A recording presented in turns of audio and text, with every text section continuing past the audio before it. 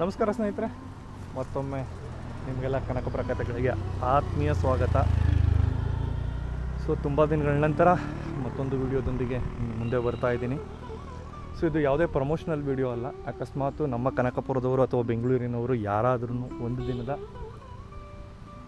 ಪ್ರವಾಸಕ್ಕೆ, ಅಂದರೆ ಏನಂತ ಕರಿತೀವಿ, ಈ ರೆಸಾರ್ಟು ಅಥವಾ ಡೇ ಔಟಿಗೆ ಹೋಗಬೇಕು ಅಂತೇಳಿದರೆ ನಮ್ಮ ಮಂಡ್ಯದಲ್ಲಿ, ಅಂದರೆ ಮಂಡ್ಯಕ್ಕೆ ತುಂಬ ಅತ್ಯಂತ ಪುರಾತನವಾದ ಇತಿಹಾಸ ಇದೆ. ಮಾಂಡವ್ಯ ಋಷಿಗಳ ನಾಡು ಅಂತಲೇ ಕರೀತಾರೆ. ಈಗ ನಾನು ಅದೇ ಮಂಡ್ಯದಲ್ಲಿದ್ದೀನಿ. ಸುತ್ತ ಎಲ್ಲಿ ನೋಡಿದ್ರೂ ತೋಟ, ಗದ್ದೆ, ತೆಂಗಿನ ಮರ, ಭತ್ತ, ಕಬ್ಬು. ಮಂಡ್ಯ ಅಂದ್ರೇ ಅದರ ಒಂದು ಕದರೇ ಬೇರೆ. ನೋಡಿ, ಇಲ್ಲಿ ತಾಯಿ ಕಾವೇರಿ ಜುಳು ಜುಳು ಅಂತ ರೀತಿದ್ದಾಳೆ, ಎಲ್ಲಿ ನೋಡಿದ್ರು ನೀರೇ. ಇದು ನಮ್ಮ ಮೈಸೂರಿನ ದೊರೆಗಳು. ಅವ್ರನ್ನ ಇಡೀ ಮಂಡ್ಯ ಜನ ಸದಾ ಯಾಕೆ ನೆನೀತಾರೆ ಅಂತೇಳಿದರೆ ಇದೇ ಒಂದು ಜೀವಂತ ಉದಾಹರಣೆ. ಅಂಥ ಮಂಡ್ಯ ಜಿಲ್ಲೆಯಲ್ಲಿ ನಾನಿದ್ದೀನಿ. ಎಲ್ರಿಗೂ ದಸರಾ ಹಾಗೂ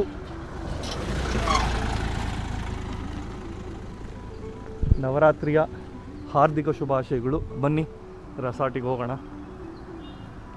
ಇದು ರೆಸಾರ್ಟ್ ಎಂಟ್ರೆನ್ಸು. ನೀವು ಈ ಕಡೆಯಿಂದ ಬರ್ತೀರಾ, ಬೆಂಗಳೂರು ಕಡೆಯಿಂದ ಬಂದು ಎಂಟ್ರೆನ್ಸ್ ಈ ರೀತಿ ಇದೆ.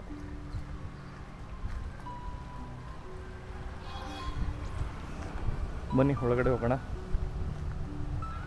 ಬರ್ತಾ ಇದ್ದೀನಿ.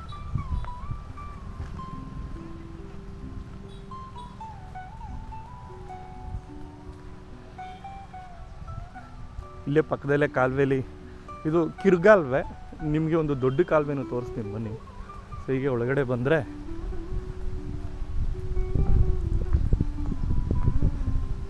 ಇದು ಮೊದಲು ತೋಟ ಆಗಿತ್ತು ಅನಿಸುತ್ತೆ, ನನಗನ್ಸಿದ ಮಟ್ಟಿಗೆ.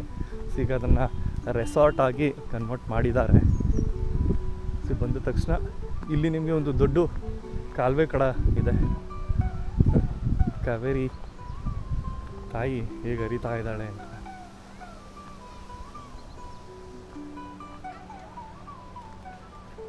ನೋಡಿ. ಇಲ್ಲಿ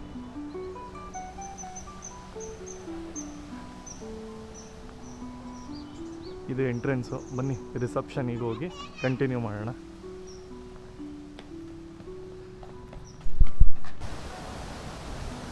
ನೋಡಿ, ಹಿಂಗೆ ನೀವು ಎಂಟ್ರೆನ್ಸಲ್ಲಿ ಬಂದರೆ ಇಲ್ಲಿ ಏನು ಕಾವೇರಿ ನೀರು ಹರಿತಾ ಇದೆ, ಅಲ್ಲಿಗೆ ಬರ್ತೀರಾ.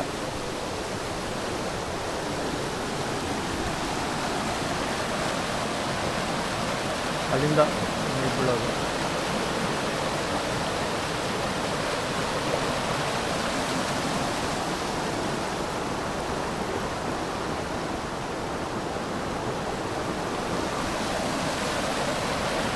ಕಾವೇರಿ ನೀರೇ, ಬೇರೆ ನೀರು ಅನ್ಕೋಬೇಡಿ. KRS ಇಂದ ಬರುತ್ತೆ.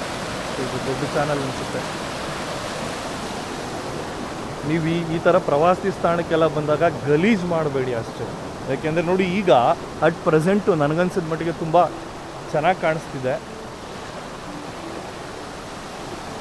ಅದ್ರಲ್ಲಿ ನೀವೇನು ಮಾಡ್ತೀರಾ, ಇಲ್ಲಿ ಬರ್ತೀರಾ, ಇಲ್ಲಿ ಕೂತಿರ್ತೀರಾ, ಇಲ್ಲಿ ಕೂತ್ಕೊಂಡೆಲ್ಲ ಗಲೀಜು ಮಾಡ್ಬಿಡ್ತೀರಾ. ಆ ಥರ ಮಾಡಲಿಕ್ಕೆ ಹೋಗಬೇಡಿ.